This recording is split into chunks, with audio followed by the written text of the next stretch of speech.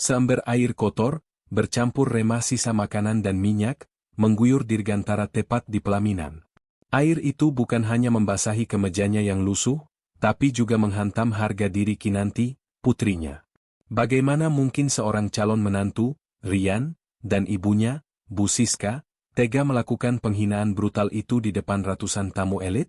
Yang lebih mengejutkan, Kinanti tahu rahasia berlapis ayahnya. Ia bukan pemulung miskin yang mereka duga, melainkan pendiri konglomerasi energi yang sangat dihormati. Kini, dengan aib yang sudah terlanjur direkam dan tersebar, mampukah Kinanti memilih kebenaran ayahnya, ataukah ia akan tunduk pada kekejaman status sosial Rian? Tonton sampai habis untuk melihat bagaimana ujian kasta yang kejam ini justru membuka kejahatan tersembunyi sang menantu dan menghancurkan semua yang Rian banggakan. Hotel Bintang 7, sebuah kotak kristal dan marmer, berkilauan. Kinanti, dalam gaun pengantin seharga 500 juta, merasa seperti boneka porselen.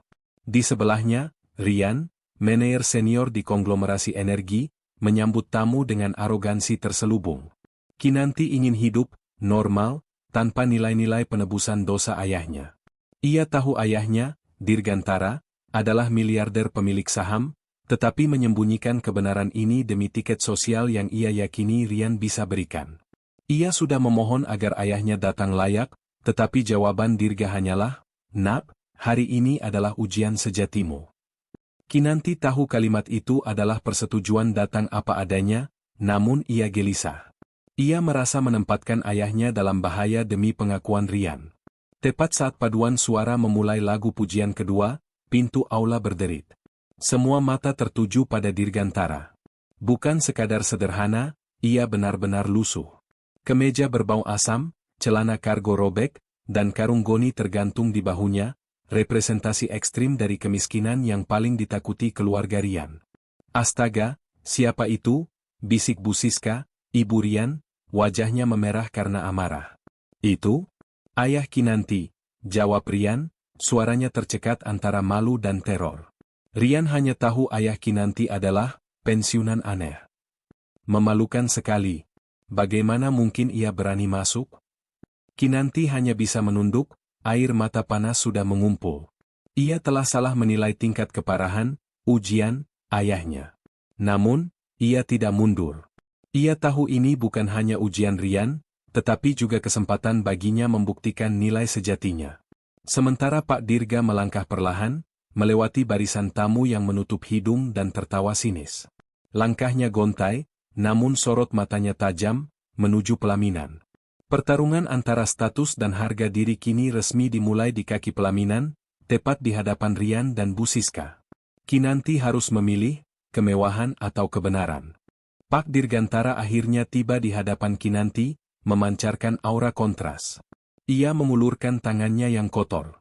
Sebelum Kinanti meraihnya, suara Rian memecah udara. "Berhenti di sana, Pak.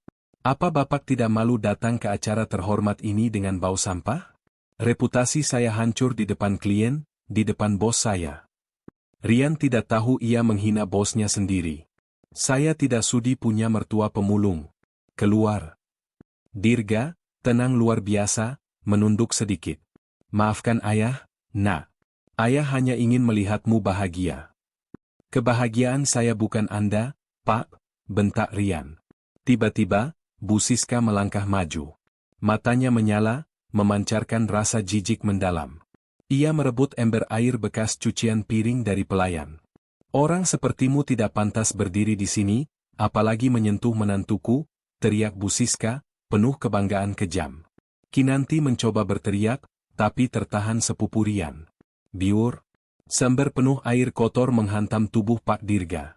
Cairan berminyak, busa, dan remah-remah menetes dari rambutnya, mengotori kemejanya. Tawa sinis meledak. Reaksi Dirga, senyum pahit yang lebih menyakitkan. "Kinanti, ayah minta maaf. Mungkin ayah terlalu jauh." Melihat ayahnya, yang memikul beban perusahaan triliunan, diperlakukan seperti sampah, ambisi Kinanti lenyap. Ia menyadari telah membiarkan ayahnya diperlakukan seperti ini demi keuntungan pribadinya. Kesadaran ini memantik api kemarahan. Ia tahu rahasia ayahnya. Ia tahu Dirga dapat membeli seluruh hotel ini. Keputusan ayahnya untuk tidak melawan adalah pelajaran, dan Kinanti akhirnya mengerti. "Cukup," teriak Kinanti, suaranya lebih tajam. Ia meronta, melepaskan diri, dan berlari menuju ayahnya. Rian hanya berdiri di sana, menunduk, lebih takut pada ibunya daripada membela calon istrinya. Kinanti, sang pemegang rahasia, kini telah mencapai batas toleransinya. Keputusan yang akan diambil adalah pembalasan yang dingin. Kinanti berdiri di samping ayahnya yang basah. Gaun pengantinnya terciprat air kotor. Ia menatap Rian dan Bu Siska. "Pernikahan ini, kubatalkan. Aku lebih memilih kehilangan seorang manajer sombong daripada kehilangan harga diri ayahku." Rian panik. "Kau gila. Kau tidak bisa. Ini lelucon. Ayahku adalah pahlawanku," sela Kinanti. "Beliau mengajarkanku kerendahan hati adalah mata uang paling mahal. Kalian telah gagal dalam ujian paling sederhana, kemanusiaan." Bu Siska berteriak histeris, "Kau akan menyesal seumur hidup." Kinanti tersenyum ironis. "Bu, justru Anda yang akan menyesal." Ia memeluk ayahnya. Dirga berbisik, "Keputusan yang tepat, Nak." Kinanti, menggandeng ayahnya, berjalan keluar. Langkah kaki mereka adalah pernyataan paling lantang. Di belakang mereka, kekacauan meledak. Pesta pernikahan berubah menjadi drama moral.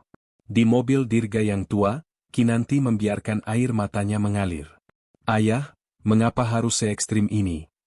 Dirga menyeka wajahnya. "Kadang, Nak, kebenaran tidak keluar tanpa drama ekstrim. Ini adalah pembalasan yang lembut, dan sekarang akan menjadi keras." Dirga mengambil kotak kayu kecil dari karung goninya. "Aku menyembunyikan ini. Rahasia berlapis." Ia membuka kotak itu. Di dalamnya ada chip memori dan dokumen fotokopi. Ini adalah bukti Rian menyelewengkan dana kecil dari perusahaannya selama 6 bulan terakhir. Ia mencuri dari bisnis yang kubangun dari mengais sampah. Aku membiarkannya agar punya kartu mati jika dia gagal ujian hatinya. Aku tidak marah pada kesombongannya. Aku marah pada ketidakjujurannya." Kinanti terperangah.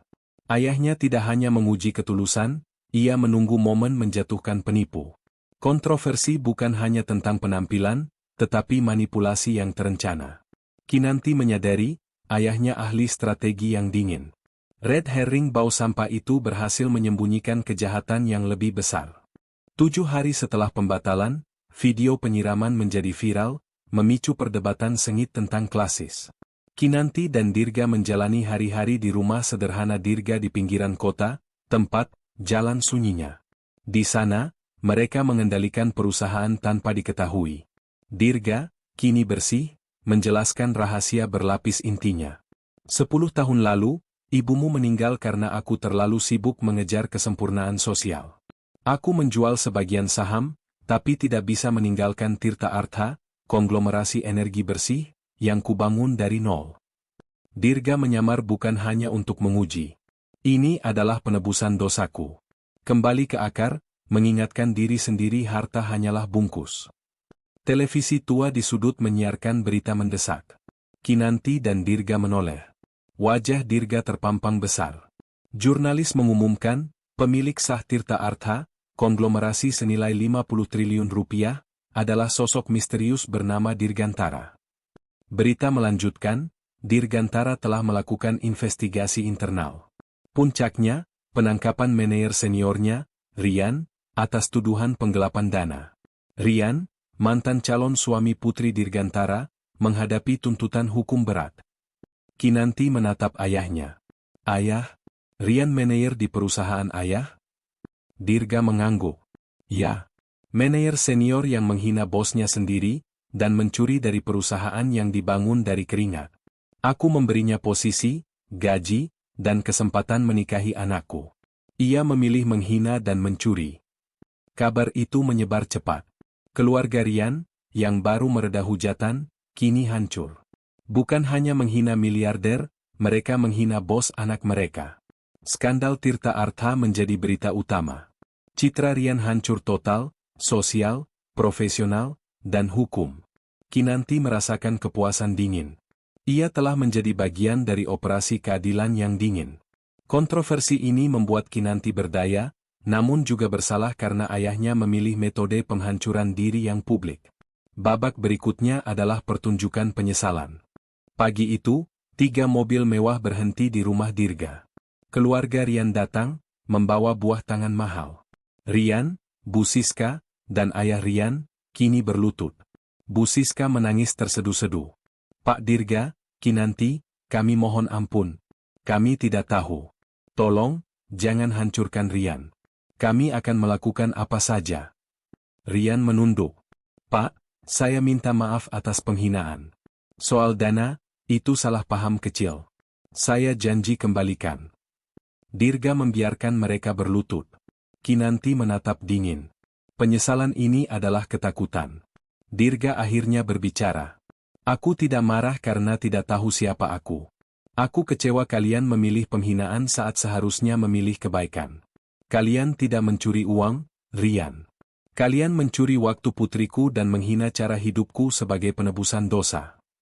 Ia menunjuk Kinanti. Aku membalasnya dengan kebenaran, Rian adalah pencuri dan kalian pendukung keangkuhan. Kinanti melangkah maju. Permintaan maaf Anda tidak diterima. Kami akan menuntut Rian atas penggelapan dan melarang keluarga Anda berinteraksi dengan Tirta Artha seumur hidup. Anda menilai saya dari pakaian ayah, dan saya menilai Anda dari catatan kriminal putra Anda. Bu Siska menjerit memohon.